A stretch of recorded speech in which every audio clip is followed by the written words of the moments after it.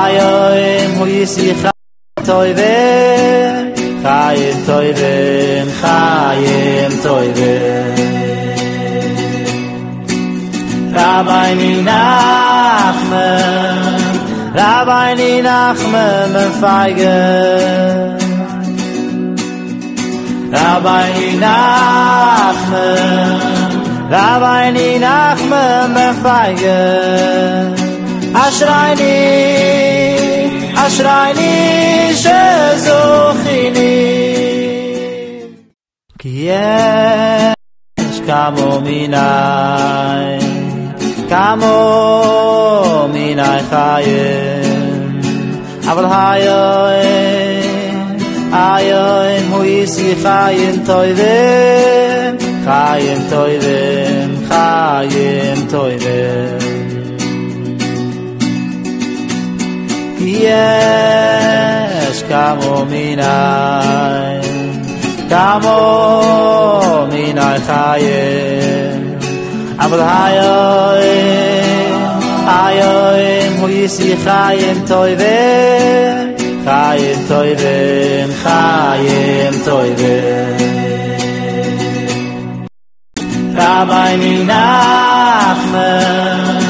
Rabbeinu Nachman mefeigen.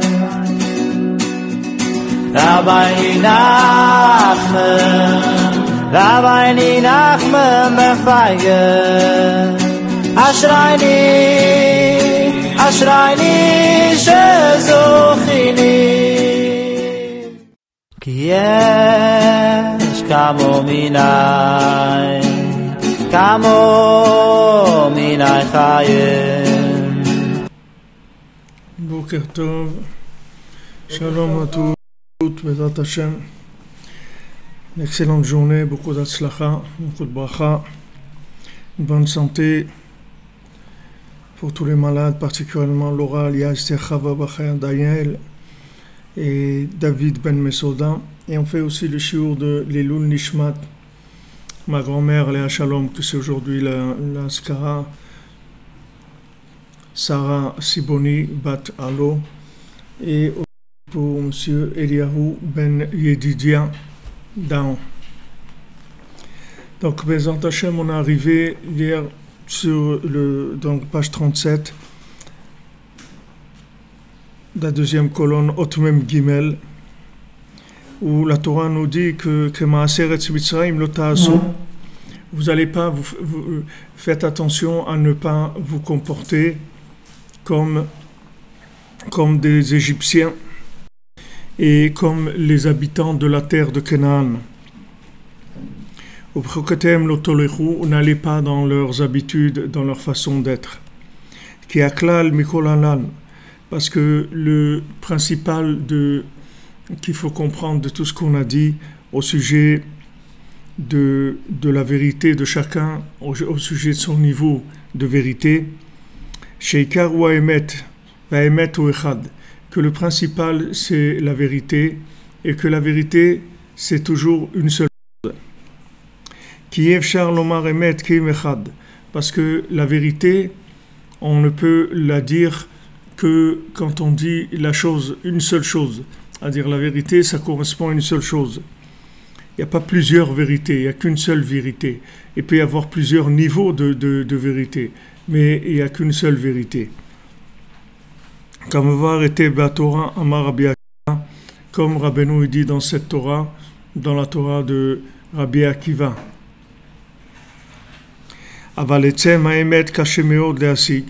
Mais la vérité dans son essence, elle est extrêmement difficile à atteindre et à comprendre. La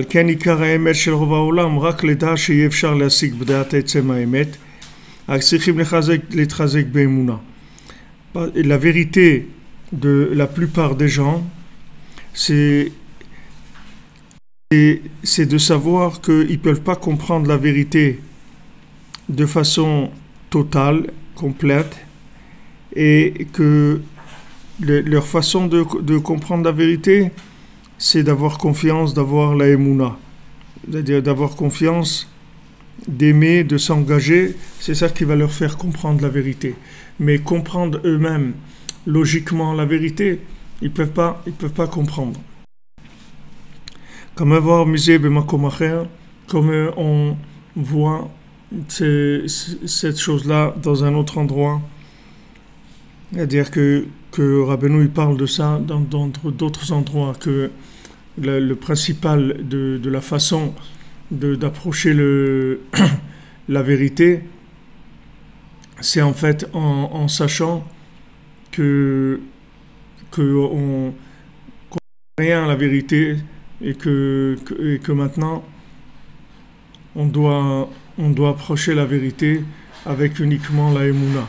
Ça c'est le principe pour nous de comprendre la vérité.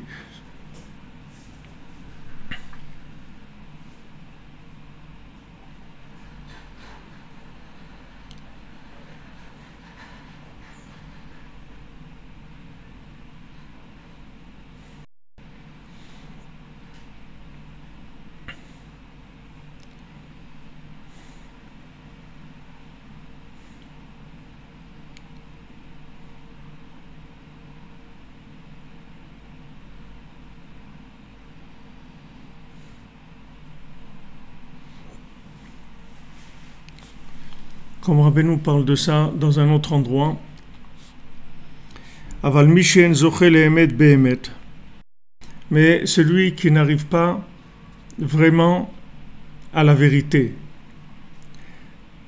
et qui pense qu'il a compris quelque chose, c'est-à-dire il n'est pas arrivé à la vérité, mais il pense qu'il a compris des choses. Il se trompe comme s'il cherchait vraiment, c'est-à-dire comme s'il cherchait la vérité. Mais en fait, il ne cherche pas la vérité, parce que rechercher la vérité, ça veut dire savoir que je comprends rien. C'est ça la vérité, chercher la vérité, parce que je sais que je suis incapable de comprendre l'essence de la vérité, donc je vais m'appuyer sur la vérité des tzadikim, de ceux qui sont arrivés à un niveau de soumission à Hachem beaucoup plus grand que le mien.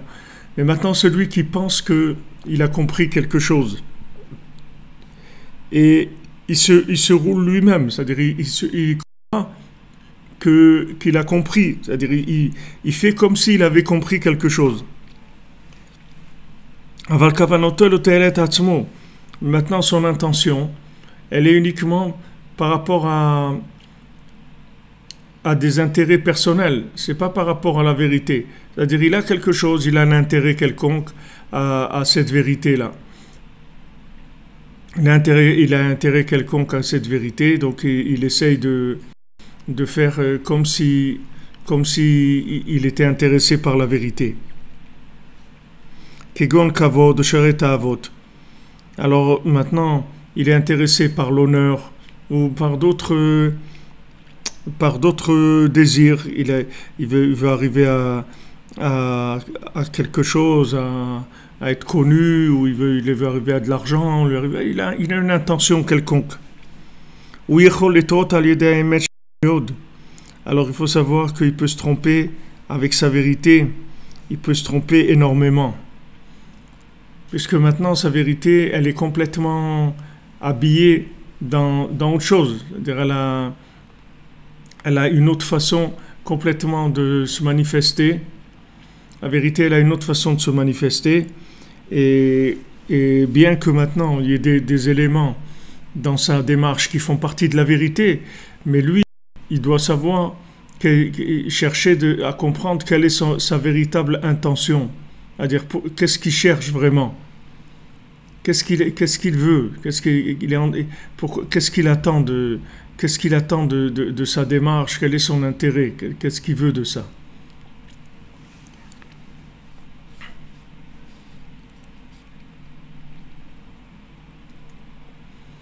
Alors je m'interromps parce que là j'ai l'impression qu'il y a un problème de connexion.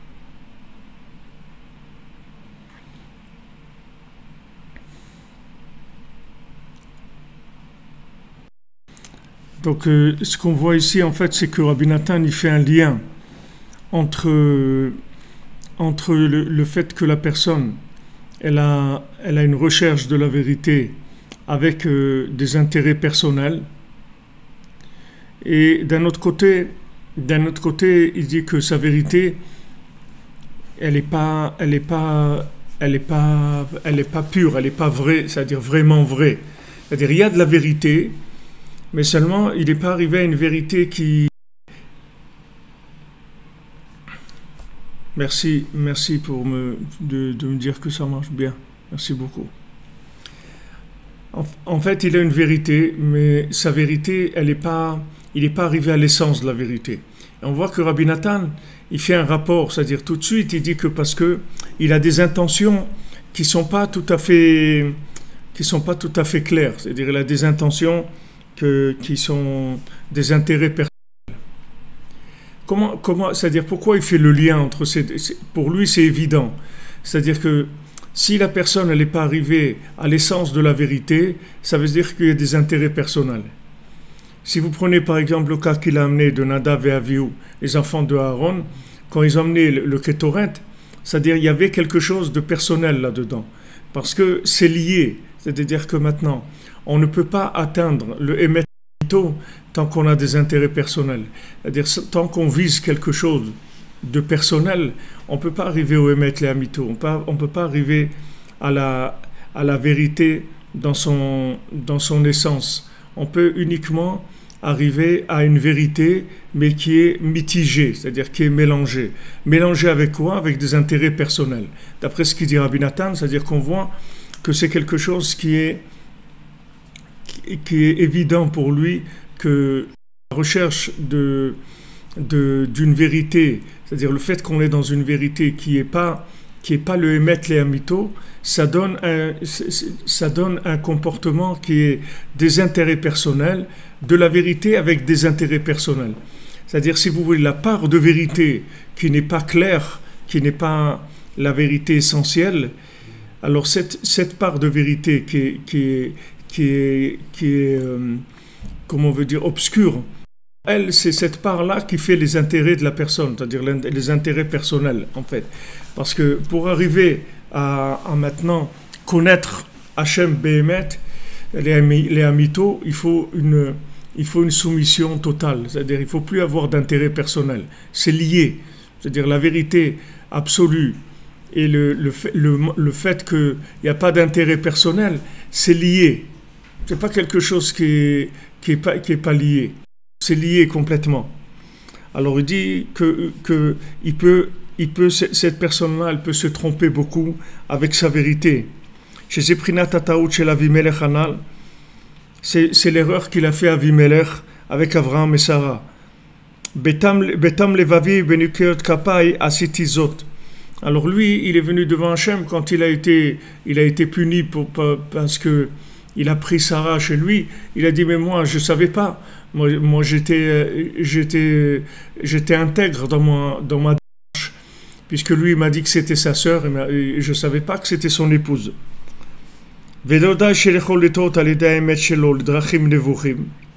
Non seulement il peut se tromper avec sa vérité et arriver dans des chemins qui sont des chemins de perdition, il peut arriver à des croyances qui sont fausses,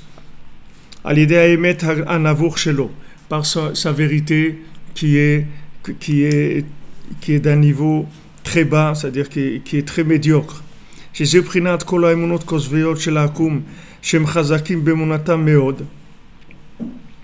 ça tout le principe de la foi qu'il peut y avoir chez des idolâtres. Bien que maintenant ils sont très forts dans leur foi, bien que tout n'est pas mensonge, et pourtant on voit qu'ils sont très forts dans leur mensonge. Pourquoi? Parce que c'est basé sur une vérité qui a été tronquée, et cette vérité tronquée, elle a donné un engagement, une confiance dans des choses qui sont fausses. Le fait que maintenant la vérité au départ, elle n'était pas elle n'était pas triée comme il faut, c'est-à-dire c'était pas une vérité profonde, c'était une vérité qui était avec beaucoup d'autres choses. Ça a donné un engagement dans des choses qui sont fausses, même avec une détermination qui a l'air très grande. Qui kol emunatam nivshach b'ta'avot v'kavon, parce que toute la émouna, toute la foi des idolâtres, ça vient uniquement du fait qu'ils ont des désirs, des plaisirs de ce monde, ou bien de la recherche de l'honneur, du pouvoir, des choses comme ça.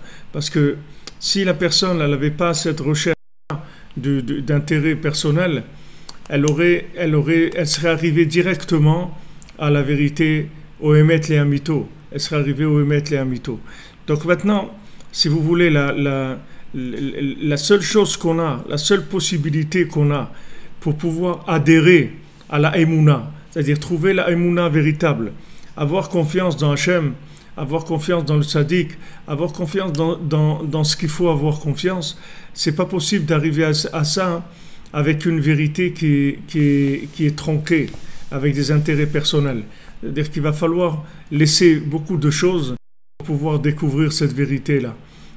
C'est pour ça qu'en général, les gens qui s'approchent de la vérité, c'est des gens qui ont eu beaucoup d'épreuves dans ce monde.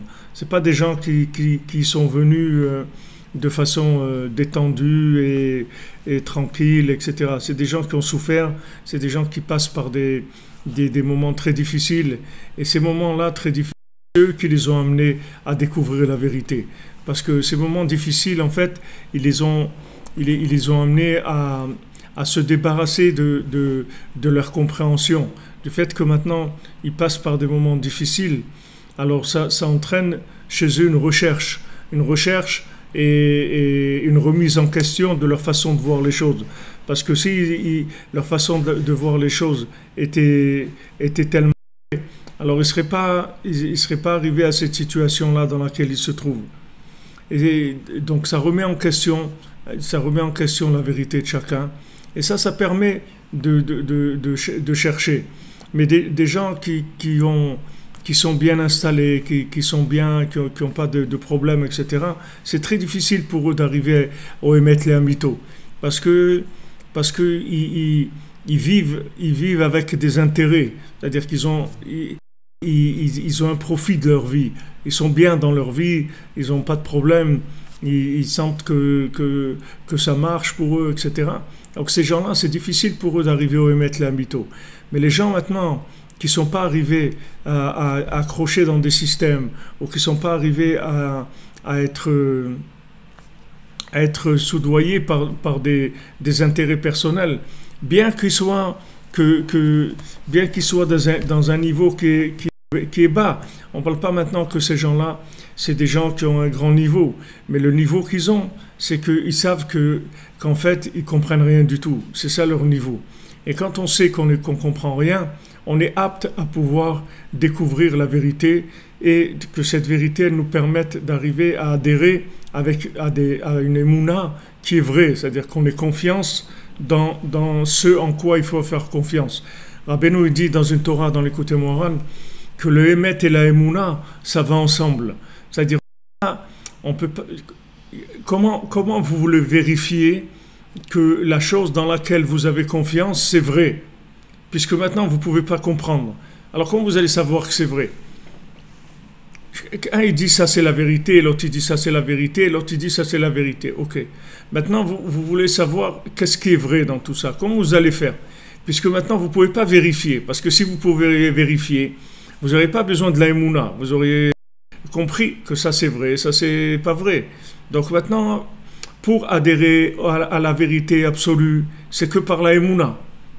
Et maintenant, comment je vais savoir? Puisque c'est de la émouna. La émouna, c'est émouna trabalé l'autre. La émouna, c'est quelque chose qui vient pour des gens qui sont aveugles, qui voient pas clair. Parce que celui qui voit clair, il n'a pas besoin de la émouna, puisqu'il comprend logiquement les choses. Donc maintenant, il faut quelque chose qui oriente vers la émouna. Pour avoir la foi, il faut être orienté vers cette foi-là. Qu'est-ce qui va nous orienter vers cette foi? En fait, c'est la vérité qu'on a en nous. C'est-à-dire que maintenant, le degré de vérité qu'il y a en nous, C'est ça qui va nous donner, qui va nous faire adhérer à la foi. Plus maintenant on va chercher vraiment, et plus on va découvrir la vraie foi, c'est-à-dire la vraie confiance dans Hachem. C'est-à-dire quelle est la vraie façon de servir Hachem.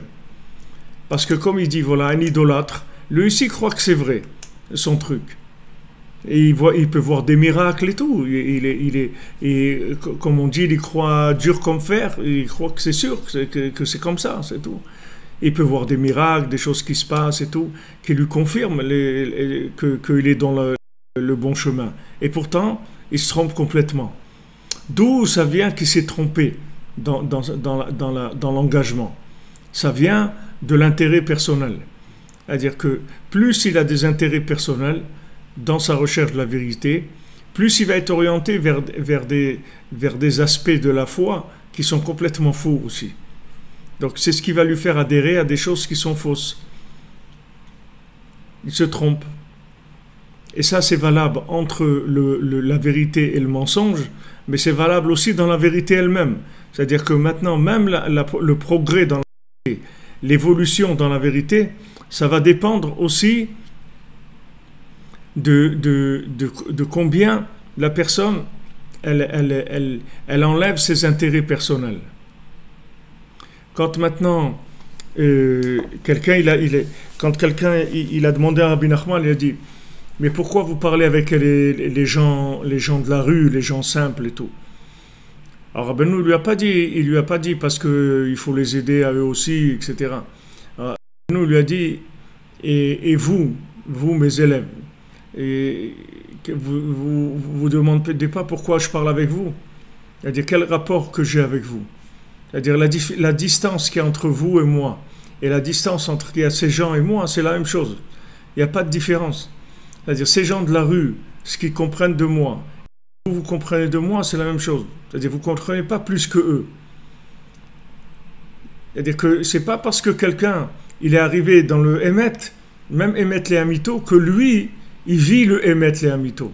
Il peut être amené dans le Emet les Amito, c'est-à-dire à la foi qu'il faut avoir. Mais dans cette foi-là, lui, il doit faire son tri dans sa vérité à lui pour arriver à adhérer à cette foi de façon totale.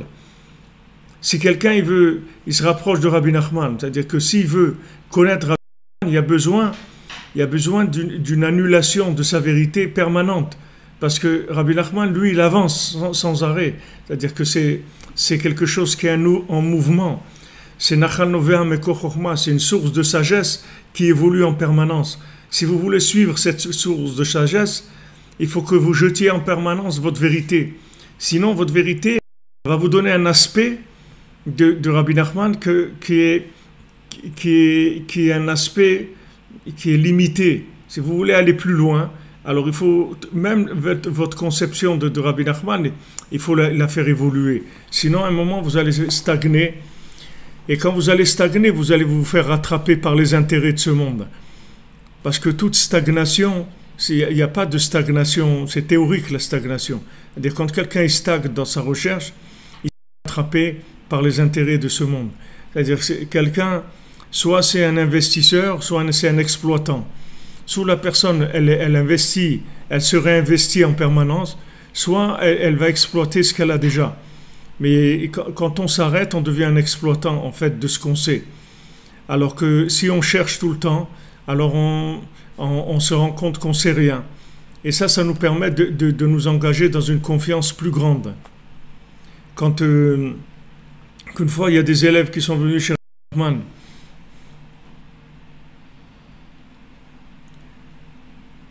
Vous avez des problèmes de son, de vidéo qui coupent sur Facebook.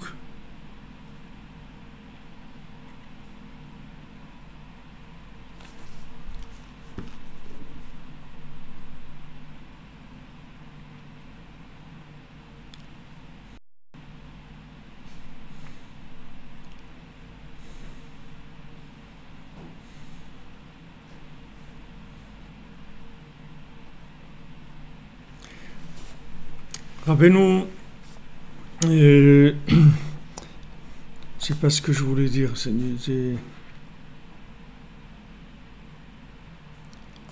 peut dire quelque chose par rapport à ce qu'on est en train de dire maintenant, que la qualité de chacun.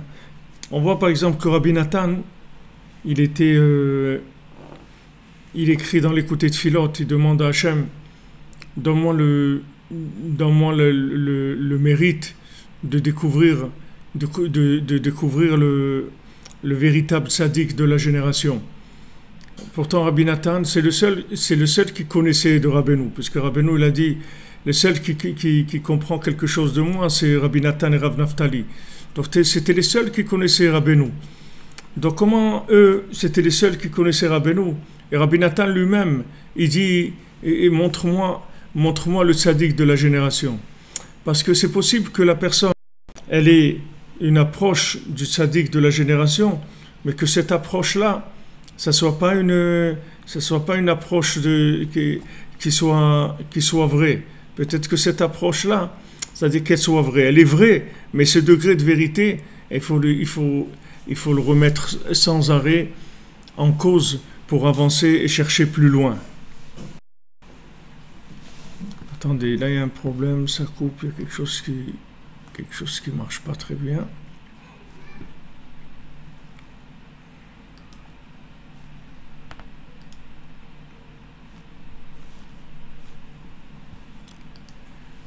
Mais les gens, ils ne doivent pas pouvoir suivre tellement, parce qu'il y a beaucoup de...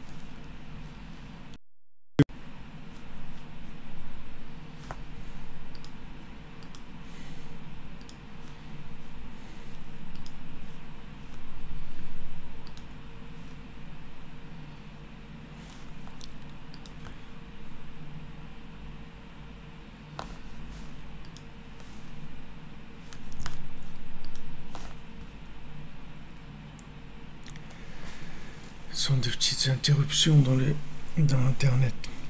Alors, on voit Rabbi Nathan, lui, il prie pour ça. Il prie pour connaître Rabbeinu, c'est-à-dire tout le temps.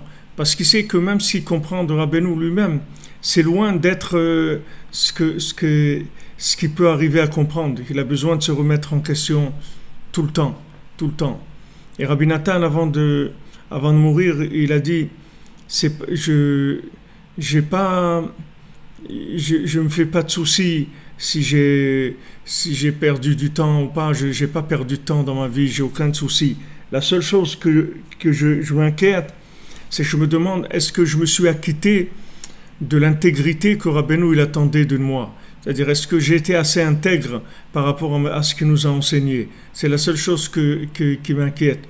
Le reste, il n'y a rien qui m'inquiète. Il n'y a que ça. C'est-à-dire, est-ce que maintenant, Béhémet, je suis en fonction de l'intégrité qu'il attend de moi? Est-ce que je suis vraiment intègre? C'est-à-dire que, est-ce que vraiment j'ai aucun intérêt personnel, rien d'autre dans mon service divin? Donc Rabbi Nathan, il était tout le temps, il se remettait tout le temps en question, il cherchait tout le temps. C'est pour ça qu'en fait, c'est comme ça qu'il est arrivé à être le plus grand élève de Rabbeinu. C'est-à-dire qu'il cherchait sans arrêt, il savait qu'il ne comprenait pas Rabbeinu. Et il cherchait tout le temps. Quand Rabbeinu il était à Breslev, la plupart de sa vie, Rabbeinu l'a fait à Breslev.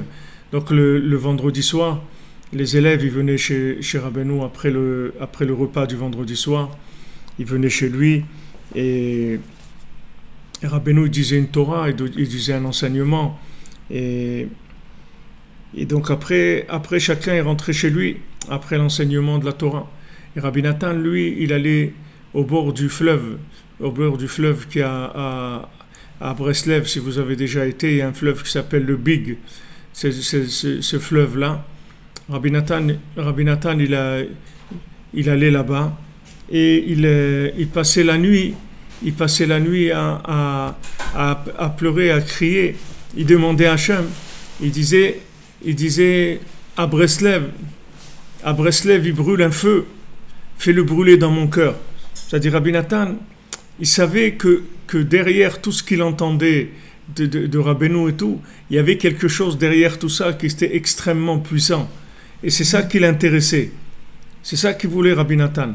Ce qu'il voulait, c'est pas ce qu'il était en train de voir maintenant.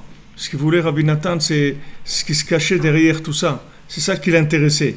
Donc il était tout le temps en train de chercher en fait, de chercher à se rapprocher plus de Rabbeinu, à comprendre, à essayer de comprendre mieux ce que Rabbeinu voulait lui dire. Ok, merci pour les gens qui sont sur YouTube. Ils me disent que la connexion est ok. Mais les autres, je ne sais pas. Sur Facebook, je ne sais pas. J'espère que ça va. C'est-à-dire, en fait, vous voyez, c'est une dynamique. C'est-à-dire, la vérité absolue, le Emet le Amito, c'est une dynamique. C'est pas un état stagnant. C'est-à-dire que dès que je stagne, alors il y a des intérêts personnels qui vont venir se mettre dedans. C'est-à-dire qu'il va y avoir des intérêts d'honneur, d'argent, de toutes sortes d'intérêts que l'individu peut avoir dès qu'il s'arrête. En fait, il doit être tout le temps en mouvement, comme le fugitif, comme ça. Le fugitif, il est tout le temps en train de fuir, parce qu'il ne peut pas rester quelque part. Il fuit en fait la vérité de ces anges-là qui veulent le bloquer, et l'amener en fait à de la rigueur d'Hachem, au lieu de l'amener à connaître la miséricorde d'Hachem.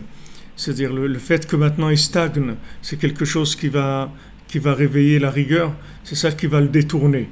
Parce que dès qu'on stagne, alors c'est automatiquement des rigueurs qui viennent. C'est le principe du Emet et du Emet le Amito. C'est-à-dire le Emet le Amito, c'est une dynamique. C'est pas quelque chose qu'on peut dire, voilà, Emet le Amito, c'est ça ou c'est ça. Non. Emet le Amito, c'est une dynamique. Cette dynamique, il faut tout le temps la remettre en question. Donc, c'est ce que Rabbi Nathan nous dit ici. C'est-à-dire qu'en fait, même quelqu'un qui est dans l'idolâtrie, il croit que c'est vrai. Il a des preuves que c'est vrai.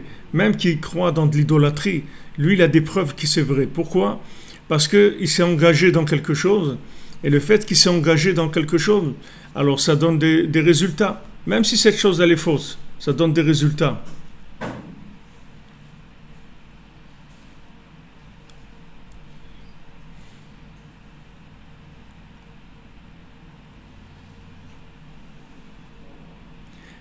Je sais pas, David Journeau, il nous dit que ça marche sur Facebook. Donc, je ne sais pas quel est le problème. J'ai l'impression qu'il y en a chez qui ça marche, et que ça ne marche pas, je ne sais pas.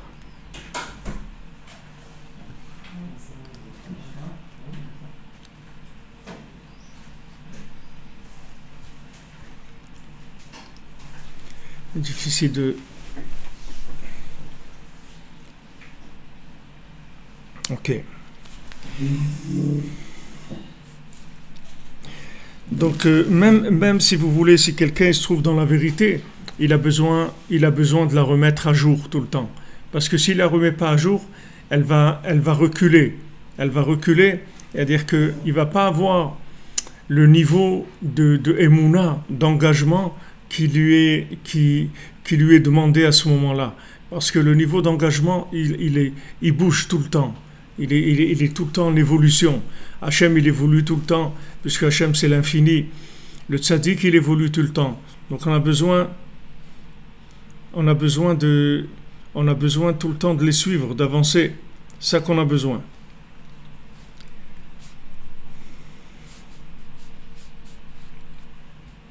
וזה המעשה הוא בכל דור ודור והוא מובן מאוד למי שבקיא קצת במעשה הדורות המובאים בספרים.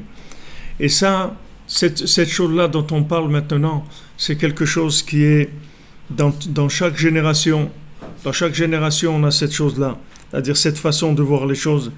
comme les gens ils peuvent comprendre, ceux qui connaissent ce qui s'est passé historiquement, ce qui est écrit dans les Sfarim, comment ils peuvent voir avec le recul, comment on peut voir les erreurs qui ont été faites, et de ça même d'apprendre que en fait, on peut être à côté de la vérité et on peut ne pas la voir. On peut ne pas être du tout conscient. Vous prenez les frères de Yosef. C'était des tzadikim.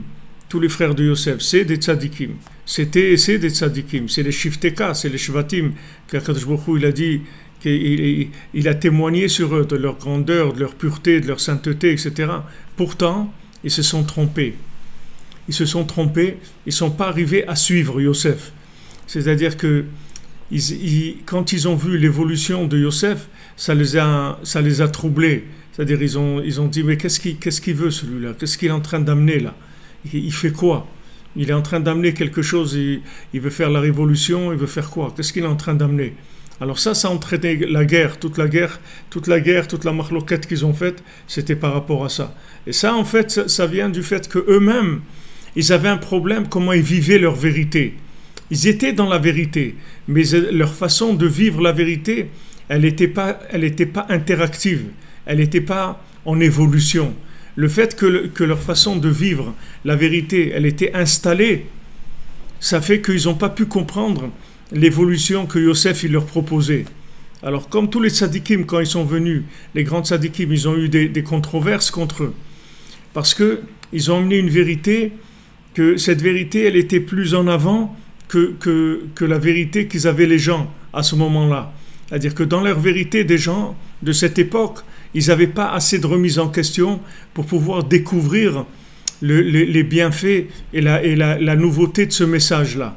C'est que quand ce message, il est devenu effectif, vous voyez quand Rabbi Nachman, quand est-ce que les gens, ils ont commencé à vraiment découvrir Rabbi Nachman et tout? Quand ils ont commencé à vivre les problèmes dont il a parlé. Quand maintenant ils sont arrivés à vivre les problèmes dont il a parlé, alors à ce moment-là, ils sont venus à la vérité. Les frères de Yosef, comment ils sont arrivés chez Yosef? Ils sont arrivés chez Yosef parce qu'il y a eu de la famine. C'est comme ça qu'ils sont arrivés chez Yosef. Parce leur vérité, elle ne les nourrissait plus.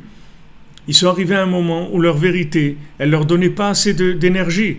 Donc ils ont commencé à chercher. Yaakov, il a dit, il faut chercher. Alors ils lui ont dit, ok. Alors ils ont été chercher en Égypte.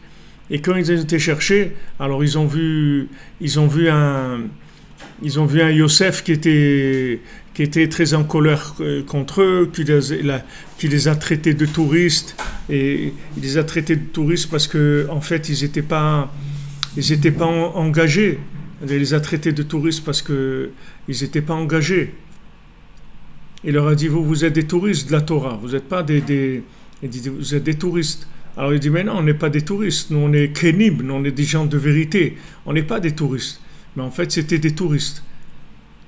Parce que s'ils n'étaient pas des touristes, ils auraient reconnu que Yosef il était le tzaddik de la génération. Mais ils ne l'ont pas reconnu.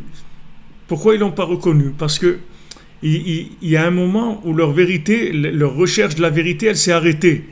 Donc quand la recherche de la vérité s'est arrêtée, c'est devenu des exploitants de la vérité. C'était plus venu des chercheurs. Et comme ils sont arrêtés de chercher, quand Yosef est venu avec le chidouche qu'il représentait, un chemin complètement nouveau, quelque chose de révolutionnaire par rapport à ce qu'ils avaient, ils n'ont pas pu comprendre qu'est-ce qu'ils voulaient. Ils n'ont même pas pu reconnaître que c'était lui, le tzaddik de la génération. Pourtant, eux, c'est des tzaddikim. Eux, ces gens-là, c'est des tzaddikim. Les shvatim, c'est des tzaddikim. On parle, si vous voyez des tzaddikim, comment eux, ils se sont trompés, à plus forte raison des gens qui ne sont pas des tzaddikim, qu'on sait déjà qu'on a des intérêts. On n'a même pas besoin qu'on nous le dise. On sait très bien qu'on a des intérêts personnels. Donc, à plus forte raison que nous, on a besoin de vraiment une remise en question de notre façon de voir les choses. Parce que si on n'a pas cette remise en question-là, on peut pas arriver. Si on n'a pas une remise en question de voir les choses, c'est-à-dire que même qu'on comprend des choses, même qu'on ressent des choses, il faut savoir qu'il y a beaucoup de choses encore à découvrir.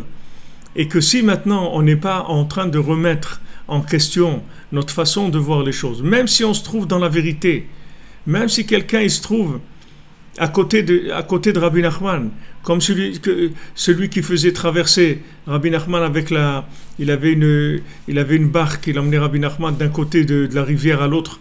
Quand Rabbi Nachman il allait faire Hitbodedut, alors il y avait un, il s'appelait Yossele Paronik, il avait la Yossele, celui de la barque.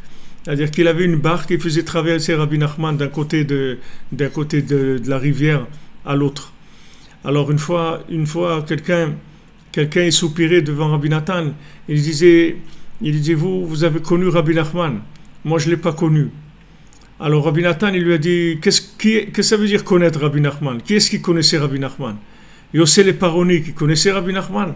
Voilà, il l'emmenait plusieurs fois par semaine, il lui faisait traverser la rivière. Il connaissait Rabbi Nachman. Il dit c'est quoi connaître Rabbi Nachman? Connaître Rabbi Nachman, c'est rentrer dans ses enseignements et chercher, se connecter à lui, et chercher, approfondir, et chercher, mettre son cœur à nouveau tous les jours. Et voilà, comme ça tu vas découvrir un petit peu à chaque fois. Qu'est-ce que ça veut dire connaître Rabbi Nachman?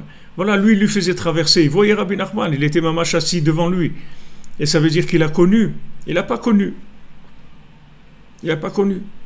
Pourquoi Rabbi Nachman il a dit qu'il va rester le rav de la génération, que après lui il n'a pas nommé de successeur, parce que à cause de ça, c'est-à-dire que maintenant dans la 50e porte, si vous mettez une image, si vous fixez la vérité, vous allez être complètement vous allez tomber dans complètement l'imagination totale. C'est-à-dire vous allez faire n'importe quoi après.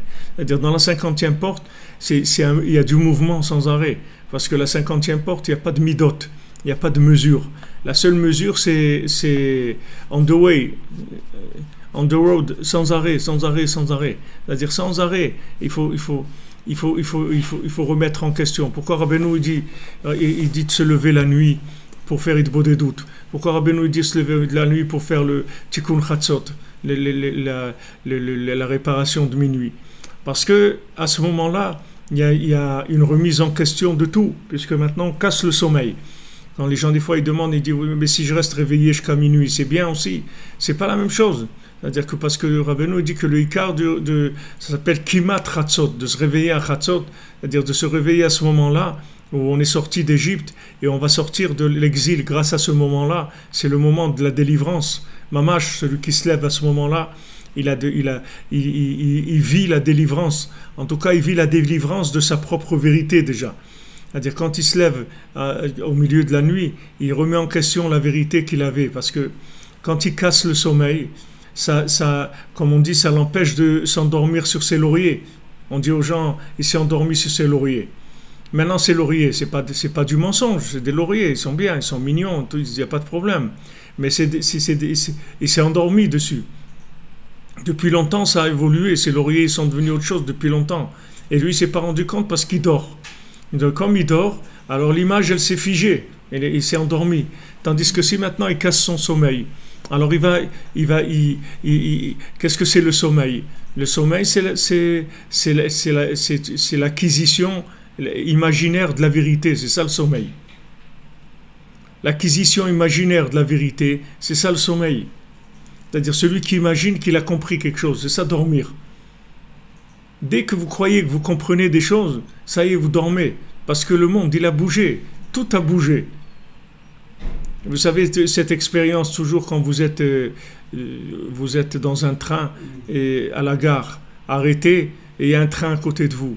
Et à un moment, il y a un des trains qui bouge. Et vous ne pouvez pas savoir si c'est le vôtre ou c'est l'autre qui a bougé. Vous ne pouvez pas savoir, c'est impossible. Il faut que vous preniez un repère fixe pour savoir. Mais s'il n'y a pas de repère fixe, vous voyez pas, vous savez pas où vous êtes. Vous croyez que ça roule, et ça roule pas du tout en fait. C'est le train d'à côté qui est en train de rouler, c'est pas le vôtre. Et le vôtre, il est à l'arrêt, il n'a pas bougé. Alors les gens, ils voient, soi-disant, il y a des nouvelles, il y a Le Monde, il y a celui-là, Trump, il a dit ça, Macron, il a dit ça, l'autre, il a dit ok. Mais tout ça, ça stagne, il n'y a pas de mouvement là-dedans. C'est pas un mouvement, ça stagne. Donc ça empêche ça empêche de découvrir cette vérité qui est en vérité une vérité de dynamique. C'est pas une vérité qui est stagnante. Quand Rabbi Nathan, il insistait tout le temps sur ça. Il disait, quand quelqu'un qui dit, voilà, Bezat Hashem, il va avoir Purim et tout. Maintenant, comment on va rentrer dans Purim? Si quelqu'un croit qu'il sait ce que c'est Purim, ça va l'empêcher de rentrer dans Purim. Parce que le Purim qu'il va y avoir, il n'y a jamais eu dans le monde ce Purim-là. Il n'a jamais existé. C'est Purim complètement nouveau. Tu ne sais pas du tout ce que c'est Purim. Tu sais ce que c'est Purim d'un jour, d'une fois, mais tu ne connais pas ce Purim-là. Celui-là maintenant. Ce Purim, la Mapala qui va avoir un Malek dans ce Purim-là, tu ne l'as jamais vécu. La joie que tu vas avoir dans ce Purim, tu ne l'as jamais eu. Toi, comment tu es par rapport à ce Purim, par rapport au monde, tu n'es pas le même. Donc il y a des éléments qui sont complètement nouveaux, qui ont changé. Mais pour ça, il faut sortir du sommeil. Si tu es dans le sommeil, alors les gens, ils vivent les choses comme des traditions. Ah, voilà la fête de Purim, alors on va faire les gâteaux comme on a l'habitude de faire. Ah non, nos habitudes, c'est qu'on fait les gâteaux comme ça, et on fait le truc comme ça. Et le jour de Purim, à 13h15, on va visiter la belle-mère, et à 14h19, on va visiter les frères, et trucs, et le repas, on commence avec ça, et on fait avec ça, et on fait avec l'autre. Voilà ce que c'est le Purim, c'est-à-dire en fait c'est comme dans les matchs de football, c'est la répétition du but. C'est-à-dire la personne, elle voit une répétition de quelqu'un qui a marqué un but. Mais ce but, il a été marqué depuis longtemps. Maintenant, cette situation n'existe plus. On est passé à autre chose déjà. Donc si tu restes dans la tradition, c'est-à-dire la tradition, c'est une répétition d'une certaine attitude, d'un certain rapport avec les choses. Donc si tu te remets pas en question, tu ne peux pas attraper la vérité du moment. C'est impossible. Parce que ta vérité, elle va être toujours au-dessus du mouvement. Tu ne pourras pas voir qu'il y a un mouvement. Et ça, c'est valable aussi bien chez des tzadikim, comme les shvatim, comme les grands des shvatim, les tzadikim, des 12 tribus d'Israël, des grands tzadikim, ils n'ont pas vu qu'est-ce qui se passait avec Yosef. Ils ne sont pas arrivés à le suivre. Parce qu'ils ne sont pas arrivés à le suivre, il leur a dit, pourquoi? Parce que vous êtes des touristes. Qu'est-ce que c'est des touristes? C'est des gens, ils se baladent et ils n'ont aucun engagement par rapport au pays, par rapport à ce qui se passe. Ils n'ont pas d'engagement, ils se promènent, c'est tout. Ils regardent ce qu'il y a, et ils font les vitrines, ils vont au restaurant, truc. Mais ce n'est pas des gens qui sont intéressés ils ne sont pas engagés dans la chose. Donc ils ne peuvent pas savoir comment c'est. C'est du tourisme. Donc il les a accusés d'être des touristes. Vous êtes des touristes de la vérité. Vous n'êtes pas des vrais chercheurs. Vous êtes des touristes de la vérité. Et la preuve, c'est que si vous étiez des vrais chercheurs, vous seriez rendu compte que c'était Yosef. Mais vous n'êtes pas rendu compte. Donc maintenant, il a fallu qu'il passe par toutes sortes de difficultés, toutes sortes de souffrances, toutes sortes de questions, toutes sortes de problèmes, pour arriver, en fin de compte, à se prosterner à Yosef. Et c'est ce qu'il leur avait dit depuis le début. Mais pour arriver à se prosterner, ils sont arrivés par la force des choses, pas par leur recherche personnelle. C'est la force des choses qui les a amenés à ça. Donc vous voyez, Rabbi Nachman, c'est la même chose. Il y a eu des générations où les gens, ils ont cherché Rabbi Nachman uniquement par idéal. Ils ont cherché, mais le temps, plus le temps avance, plus c'est la force des choses qui amène les gens. C'est plus leur recherche, c'est-à-dire la vie, elle les oblige à aller vers ça, parce qu'il n'y a pas le choix, il n'y a pas d'autre possibilité. Donc les gens, ils en viennent là. Ils ont un problème, ils sont dépressifs, ils ont envie de se suicider, ils n'ont plus envie de vivre, ils n'aiment plus la Torah, leurs enfants ils tournent au vinaigre. Toutes ces situations-là, elles amènent que les gens, ils sont obligés d'aller chercher Yosef. Ils sont obligés parce qu'ils sont affamés. Tant qu'ils n'étaient pas affamés, Jacob et ses enfants, ils n'ont pas bougé, ils étaient bien là où ils étaient. Ils ne sont même pas rendus compte qu'il leur manquait Yosef. Il leur manquait pas du tout. Yaakov, il lui manquait, mais c'était un rapport affectif avec son fils, etc. Mais c'est pas l'enseignement de Yosef, c'est pas la Torah de Yosef qui lui manquait. Et à ses frères encore moins. Elle ne manquait pas la Torah de Yosef. Il a fallu que maintenant ils passent par de la famine, que maintenant ils arrivent à se rendre compte qu'il n'y a plus de quoi manger. Il n'y a plus rien à se mettre sous la dent. Vous voyez, on n'arrive plus. On n'a plus envie, on n'a plus d'enthousiasme, on n'a plus. Ça y est, c'est difficile. Alors c'est par la force des choses qu'ils en sont arrivés là. Mais c'est pas par la recherche personnelle. Alors Rabbeinu il dit, regardez, maintenant dans la 50e porte, vous ne pouvez pas vous attacher à des choses qui sont figées, parce que ça va devenir tout de suite de l'idolâtrie. Donc il faut absolument une recherche. Rabbi Nachman il dit, moi il faut me chercher. C'est-à-dire, il n'y a pas « je connais Rabbi Nachman », on cherche, c'est tout. On cherche sans arrêt. On essaye de chercher de la connexion, on essaye de chercher de la connaissance du tzaddik sans arrêt, sans arrêt. C'est pas quelque chose, j'ai étudié un livre, ou j'ai étudié 2 livres, ou j'ai étudié 5 fois, ou 10 fois, ou 20 fois l'écouter moral. C'est sans arrêt, c'est pas quelque chose que vous pouvez vous arrêter. Parce que dès que vous arrêtez, vous êtes hors jeu tout de suite. C'est-à-dire, vous allez commencer à vivre quelque chose d'imaginaire par rapport à la vérité. Puisqu'elle va se décaler, c'est-à-dire la vérité va se décaler, donc ça devient tout de suite imaginaire. Et de là, après, ça donne tous les problèmes et tout le mensonge qu'il y a, toutes les disputes qu'il y a. Et tout. Parce que si vous êtes en évolution, il n'y a pas de dispute, ça n'existe pas la dispute. Vous allez disputer avec quoi? Avec qui? C'est plus, tous les détournimes, toutes les données, elles ont changé déjà. Donc sur quoi on va se disputer? Une fois ici, il y avait Rabbi Yitzhak ici à la synagogue de Breslev. Une fois, il y avait quelqu'un qui n'était pas d'accord avec lui. Alors, il venait tout le temps un petit peu l'embêter, tout ça. Alors, Rabbi Yitzhak, une fois, il lui a dit, avec tous les chatzot qui sont passés, tu es resté encore avec ça. C'est-à-dire que tu n'as pas lâché ça encore. Avec tous les chatzot qui sont passés sur toi, c'était quelqu'un qui se levait à chatzot, tout. Il dit, avec tous les chatzot que tu as fait, tu es encore resté avec ça. Il ne comprenait pas comment quelqu'un se lève à chatzot, il va rester avec des sensations ou des choses qu'il a comprises avant. Ça y est, tu t'es levé à chatzot, ça veut dire que maintenant, tu es sorti du sommeil. C'est-à-dire, tu es sorti de l'impression que tu as acquis cette vérité-là. En fait, c'est une vérité en mouvement, ce n'est pas une vérité qui est stagnante. Il n'y a pas d'étiquette que vous dites, voilà, je suis comme ça. Quelqu'un dit, je suis Breslev, ou je suis...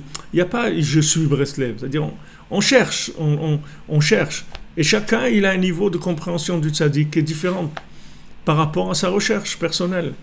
Combien il aime le tzaddik, combien il approfondit, combien il fait ses conseils, Chacun, il a son niveau de compréhension. Il n'y a personne qui a le même niveau de compréhension.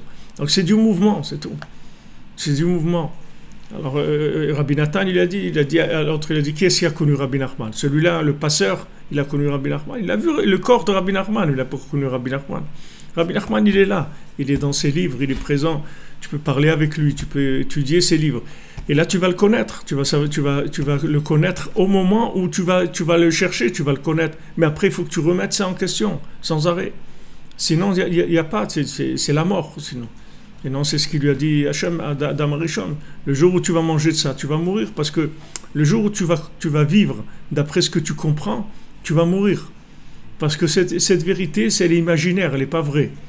Si tu veux vraiment la vérité, sache que c'est une vérité qui est en mouvement. Donc tu ne peux pas dire « je sais ». Tu sais juste, tu sais ça maintenant, mais tu sais très bien, même au moment où tu le sais, que cette chose-là, elle va partir. Elle ne va pas rester, parce que tu vas déjà aller vers autre chose. ועל כן בדורות הראשונים היו כמה עבודות זרות שנהגו על ידם ניוף הרבה והיו אותם עבודות זרות חזקים אצלם מאוד. C'est pour ça que dans les premières générations, il y avait beaucoup d'idolâtrie, où ils faisaient des choses vraiment dégoûtantes. C'était de la débauche totale. Et ces cultes-là, c'était des cultes qui étaient très forts. C'est-à-dire que mamash, les gens, ils croyaient très fort dans ces idolâtries-là.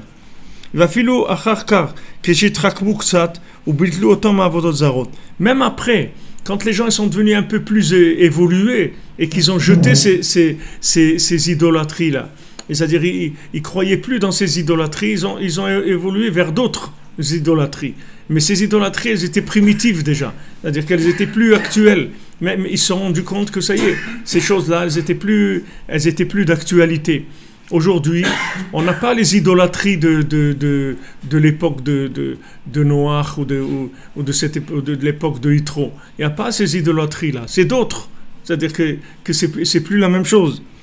Afal piken, gam sha'arei emunot kozviot hakoruvim leta'avot kavod em chazakim bahem. Malgré ça, toutes les foi qui sont des foi qui sont proches de l'argent, qui sont proches de l'honneur, et qui sont proches des désirs de ce monde. Alors, les gens, ils sont toujours accrochés à ces choses-là. C'est-à-dire, ça va toujours ensemble. C'est des croyances avec des plaisirs, de l'honneur, de l'argent, des choses de ce monde. Tout, c'est parce que les gens, ils cherchaient de l'honneur, et avec ça, ils se sont détournés de la vérité. De la véritable vérité. Et ils ont l'impression, ils s'imaginent, ils sont dans un fantasme et croient qu'ils ont de la vérité. Mais en fait, ils ne sont pas dans la vérité. La vérité dans laquelle ils sont, c'est une idolâtrie totale, parce que ce qu'ils cherchent, c'est l'honneur. L'honneur, ça veut dire l'exploitation de la chose.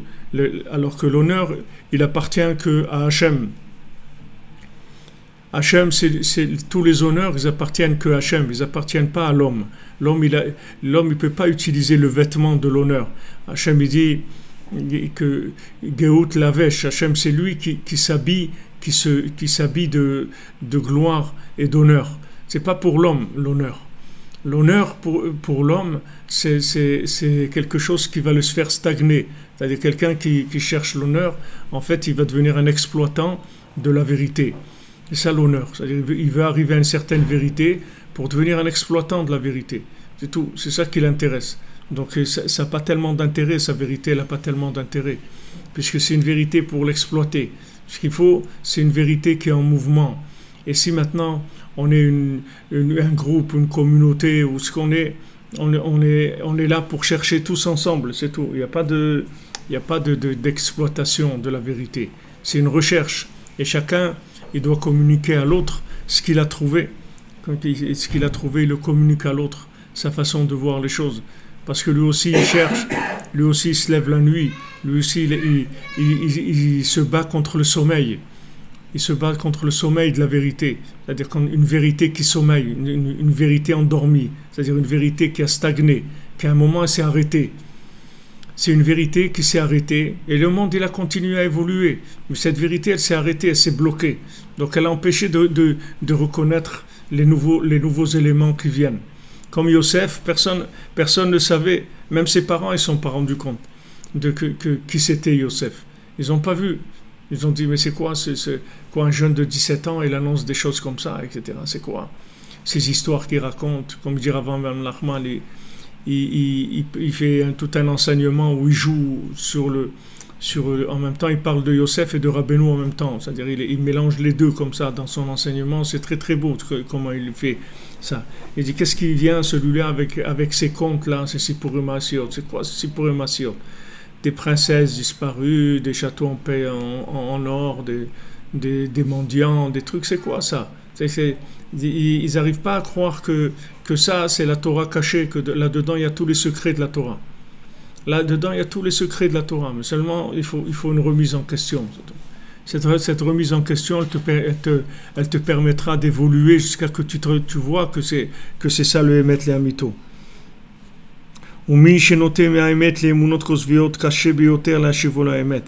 Maintenant, celui qui se détourne avec une vérité qui était mélangée, et ça lui a donné qu'il a adhéré à des foi qui sont fausses, c'est très difficile de le sortir de là. Très difficile. Comme on voit le Baal Tfila, il allait pour ramener les gens, mais les plus qu'il a eu des difficultés, c'est ceux qui étaient tombés dans l'argent, dans l'idolâtrie de l'argent. C'était là où le Baal Tfila, il a eu plus de difficultés à leur faire revenir vers la vérité. Parce que ils sont tombés dans l'argent, c'est l'exploitation de la vérité. C'est-à-dire, il n'y a pas une plus grande stagnation de la vérité que l'argent. C'est pour ça qu'à la fin, il arrive à leur montrer, quand il les prend en main, le Baal Tfila, il s'occupe d'eux, il arrive à leur montrer que l'argent, c'est des excréments mamash. C'est-à-dire que vraiment, c'est la dernière chose qu'on a besoin dans le monde, la recherche de l'argent. C'est complètement opposé à la recherche de la vérité. Complètement opposé. La recherche de l'argent, c'est de la recherche de choses qui sont inutiles. C'est comme si quelqu'un il cherche à manger les boîtes de conserve, tout ce qu'on jette dans les poubelles. Au lieu de manger la nourriture qui était dans la boîte de conserve, lui il cherche à manger la boîte de conserve. Et la boîte de conserve, elle était là juste pour amener la nourriture. C'est pas ça qu'il faut manger. Il faut manger ce qu'il y a dedans. Il ne faut pas manger les poubelles. Il faut manger ce qui est à table.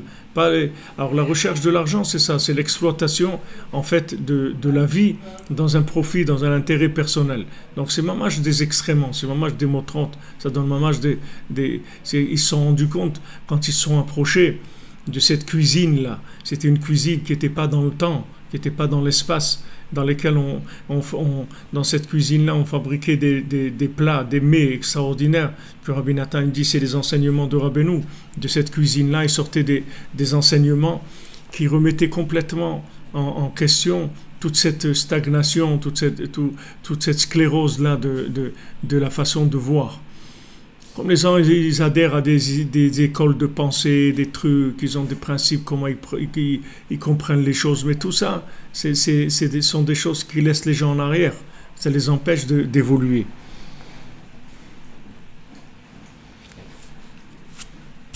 כי האמת הוא בחינת דעת שמשיג האמת באיזה דבר, כגון שמשיג האמת בהילוך הגלגלים.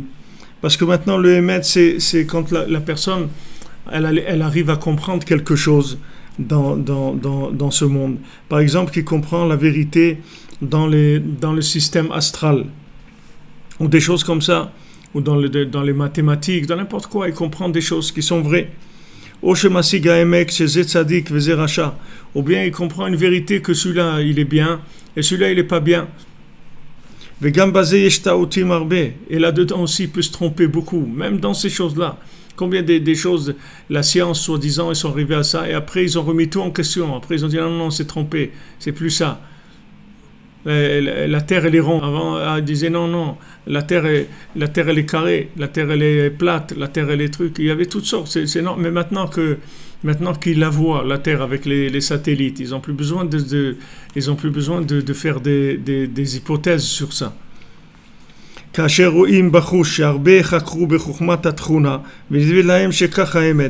on voit qu'il y a beaucoup de gens qui ont cherché dans la chokhma des astres, dans l'astrologie, et comme Copernic, c'est ce Copernic, Copernic, il s'est levé, Copernic, il est venu, un chacham, Vasatchuna Chadasha. Et maintenant, il a dit, non, c'est plus toute la façon de voir l'astrologie, c'est pas, vous êtes trompé, c'est pas comme ça. Il a amené complètement une autre façon de voir la chose. Donc vous voyez que ceux qui étaient avant, eux aussi croyaient que c'était vrai. Tous ceux qui étaient avant lui, ils ont cru que c'était vrai. Il est venu, il a révolutionné, même la connaissance elle-même des éléments de ce monde, il l'a révolutionné. Et maintenant, ils disent, non, la vérité, c'est comme il a dit Copernic. Et qui est-ce qui sait que c'est comme ça? Peut-être qu'un, il va venir, il va balancer Copernic aussi. Il va dire, non, et Copernic, il s'est trompé. Et comme ça, sans arrêt. Il y a encore d'autres façons de voir les choses. Et il y a beaucoup même des sages qui ne sont pas d'accord avec Copernic, qui disent, non, c'est pas, sa façon de voir les choses, elle n'est pas vraie.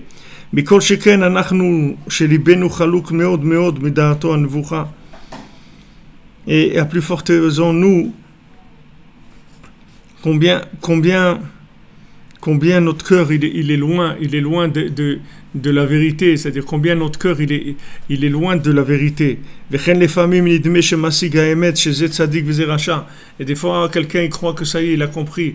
Voilà, c'est lui le tzaddik, c'est lui le plus grand et tout, et l'autre il vaut rien, il est nul. Ou Béhémet voulait faire. Et Béhémet c'est le contraire, complètement. C'est le contraire. Ils prennent Yosef, ils le vendent, ils veulent le tuer, etc. Et c'est lui qui a raison. Et pourtant, ils sont tous contre lui. Et même quand il va aller chez Potiphar, il va aller en prison, il va rester 12 ans en prison. Et pourtant, c'est lui qui a la vérité. Mais pour l'instant, la vérité, elle est à l'envers. Et petit à petit, les choses, elles évoluent jusqu'à que le monde, il évolue, qu'il arrive au degré de vérité qui correspond à Yosef. Et à ce moment-là, il reconnaît Yosef. Même Paro, il voit Yosef, il lui dit, c'est toi tu es l'homme le plus intelligent, le plus intelligent du monde. Et il lui donne sa place et il le met gouverneur sur le monde entier.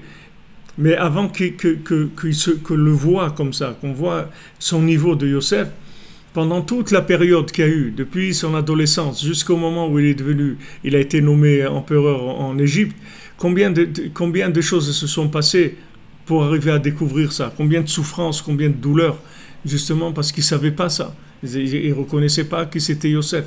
Ça a mis beaucoup de temps, jusqu'à que la situation, elle a créé le besoin de chercher Yosef, le besoin de reconnaître Yosef. Quand Paro il a rêvé et ça l'angoissait, personne ne lui pouvait lui expliquer. Et dans son cœur, il avait tout le temps ça le travaillait, le rêve qu'il avait fait, sans arrêt. Le rêve, sans arrêt, il rêvait ce rêve-là, que des vaches grasses, des vaches maigres, et ça le travaillait énormément, sans arrêt. Jusqu'à qu'il a trouvé Yosef, il lui a interprété le rêve, ça y est, ça l'a calmé. Tout de suite, il a compris qu'il avait raison. Il a vu tout de suite la vérité. Mais pendant toute la période, pendant Shnataim Yamim, pendant 2 ans, il faisait le même rêve tous les soirs, Paro. Pendant 2 ans, il rêvait tous les soirs la même chose. Et personne n'arrivait à lui donner une interprétation qui le satisfasse, jusqu'à ce qu'il rencontre Yosef. Il a fallu que la situation, elle vienne de 7 années de famine, de 7 années d'abondance, de 7 années de famine, pour que les gens puissent comprendre que c'était ça la vérité. Mais avant, les gens ils savaient pas de quoi il parle, ce Yosef. Qu'est-ce qu'il veut là, qu'est-ce qu'il amène. Mais quand après ils ont commencé à vivre le problème dont lui était détenteur de la solution, à ce moment-là ça s'est ouvert. Comment ça, ils ont commencé à comprendre un petit peu ce qui se passait. Afalpi shekashe meod leashivo laemet leamito et ou bemet ou lefer achmi shetoe alidei haemet. Mais celui qui se trompe avec de la vérité, c'est-à-dire qu'il pense que c'est vrai alors que c'est faux, bien que ce soit très difficile de l'amener vers la vérité absolue, la vérité profonde, malgré ça, il y a toujours un espoir qu'on peut le ramener,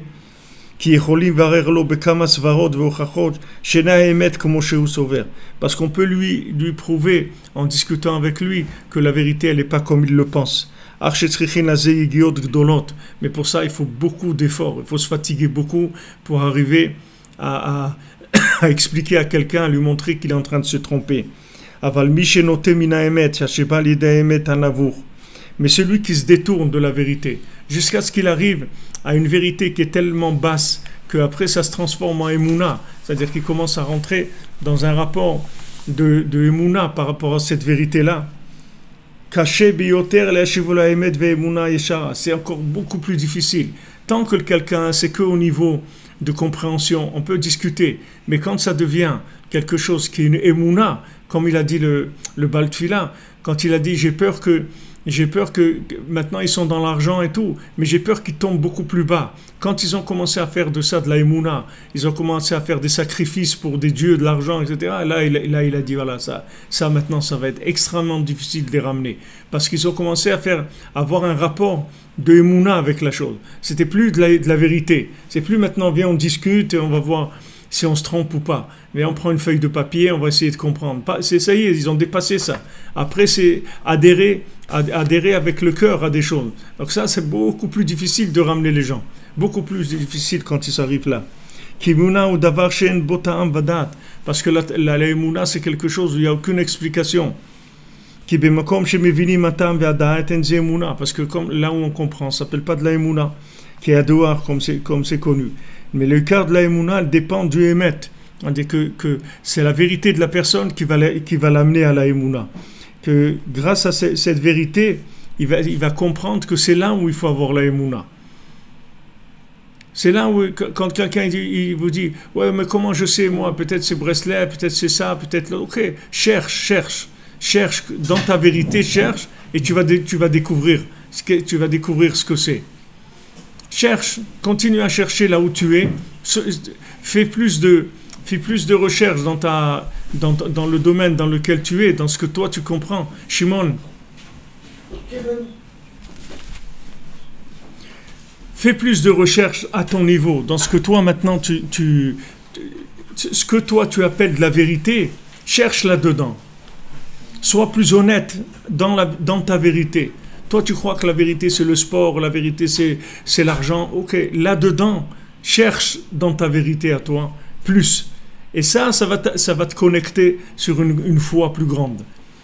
Mais il faut que tu fasses un tri dans ta vérité. C'est ça qui va t'amener à la foi, à la véritable foi. Et c'est pour ça que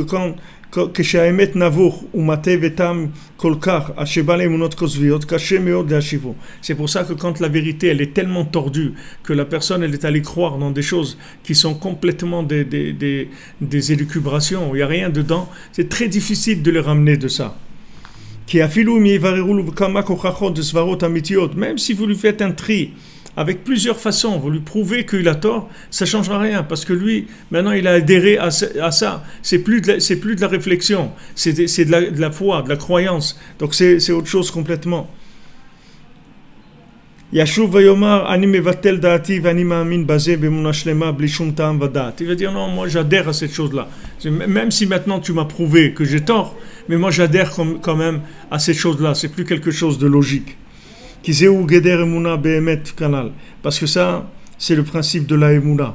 U'machmat zeh be'emet kashe levarer ha'emet ba'olam. C'est pour ça que c'est très difficile d'amener une vérité logique et claire dans le monde. Parce que les gens, ils ont beaucoup de croyances qui sont détournées. Si les gens, ils fonctionnaient avec des éléments dans lesquels on peut parler de vérité, on aurait pu prouver la vérité. On aurait pu amener des choses qui vont en tout cas faire évoluer la vérité. Mais comme la personne, elle a une partie de vérité, elle a une partie ensuite de croyance, de la croyance, c'est très difficile de ramener la personne en arrière. Quand quelqu'un il va te dire oui mais j'aime ça, ça y est, tu vas lui expliquer. Il n'y a rien à expliquer, et il aime ça. Ça y est, c'est difficile de lui dire tu te trompes, mais te dire mais j'aime. Comment tu vas dire à quelqu'un que ce qu'il aime il se trompe? Très difficile, très difficile de ramener quelqu'un de ça.